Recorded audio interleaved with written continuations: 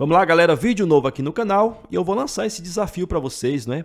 Para nós interagirmos agora com essa questão que envolve ali mentirosos, viu? Vamos sair um pouquinho ali da matemática convencional e entrar na matemática dedutiva, que é muito interessante e cai bastante esse tipo de questão também, beleza? Pois bora lá, sem mais delongas, se você gostar do material, já se inscreve no canal para acompanhar os demais. Estou trazendo vídeo novo aqui diariamente, das mais variadas bancas e dos mais variados assuntos. E eu vou trazer aqui o macete, viu?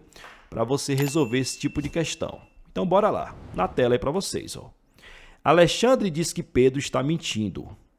Pedro diz que Marcos está mentindo. Marcos diz que Pedro está mentindo. E Antônio diz que Alexandre está mentindo. Quantos desses quatro estão mentindo? Então, pausa o vídeo, tenta resolvê-la. Se você conseguir, deixa nos comentários para eu saber qual foi o caminho utilizado ali, a técnica, viu? E depois prossegue para ver se o gabarito bate. Pessoal, deixa eu fazer um pedido para vocês. Se você for comprar algo no site da Amazon e quiser ajudar esse humilde professor, sem lhe custar nada em troca, é só utilizar meu link de associado, que eu deixo sempre na descrição dos vídeos e nos comentários. Uma pequena parte desse valor da compra me é repassado por comissão. Isso ajuda muito a manter o canal, que lembrando, ainda não é monetizado. Ou seja, o YouTube não me entrega nada pelos vídeos. Beleza? Pois desde já agradeço. Pois então agora vem comigo, viu? Bora juntos. Eu disse a vocês que tem dois macetes para resolver esse tipo de questão, não é? O primeiro deles aí, na verdade, nem vai ser utilizado, mas é muito comum nesse modelo de questão, que é a lógica dedutiva, né? Que é aquela ali que não envolve tanto da matemática. É você observar, pessoal, se há algum tipo de sentença aberta. O que seria a sentença aberta? É aquela afirmação que não tem como eu defini-la, como, por exemplo, verdadeira ou falsa, não é?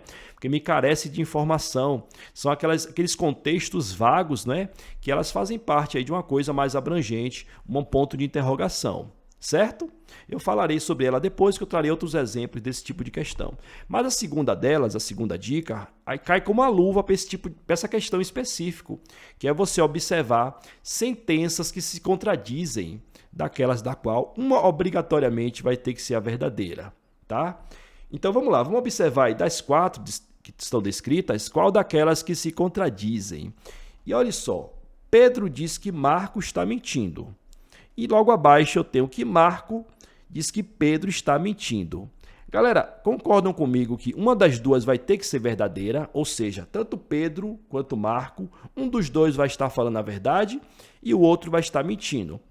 Pode testar aí, ó. Não tem como os dois estarem falando a verdade, porque eles se contradizem, não é? E não tem como os dois estarem mentindo. Então isso aí é o que chamamos de uma contradição, não é? Duas sentenças que se contradizem. Então uma das duas vai ter que ser verdadeira. E aí bora testar agora em cada uma delas, não é? Bora testar inicialmente como Pedro falando a verdade. E aí eu vou usar a abreviação, viu? V para verdade, F para falso, certo? F para falando mentira. Então, se Pedro fala a verdade, o que irá ocorrer? Bora lá. Pedro está falando a verdade quando ele diz que Marcos está mentindo, certo? Então, lá em cima, quando Alexandre diz que Pedro está mentindo, na verdade, Alexandre que está mentindo, não é? Porque nós definimos que Pedro está falando a verdade. Tranquilo até aí? Bora lá. E aí, Pedro está falando a verdade, ok, já definimos. Marcos diz que Pedro está mentindo. Isso é uma mentira, porque nós definimos que Pedro está falando a verdade, certo? E por fim, Antônio diz que Alexandre está mentindo. E aí nós sabemos que isso é verdadeiro, porque nós já definimos lá, né, que Alexandre, de fato, está mentindo. Perceba que com essa situação, que Pedro está falando a verdade, eu tenho dois mentirosos, não é? Agora bora testar a outra situação, que é o quê? Pedro está mentindo, que na verdade quem está falando a verdade é Marco, beleza? Então, bora lá, ó. Pedro estando mentindo. O que acontece, ó? Quando Pedro fala que Marcos está mentindo. Isso é uma mentira, não é? Lá em cima, ó, Alexandre diz que Pedro está mentindo. Isso é uma verdade, não é? Nós acabamos agora de definir que Pedro é um mentiroso. Então, o que Alexandre diz é verdadeiro. Marco diz que Pedro está mentindo. Também mais uma verdade, não é? Nós rotulamos agora que Pedro é um grande mentiroso. E, por fim, Antônio diz que Alexandre está mentindo. Dessa vez, essa informação é falsa, não é?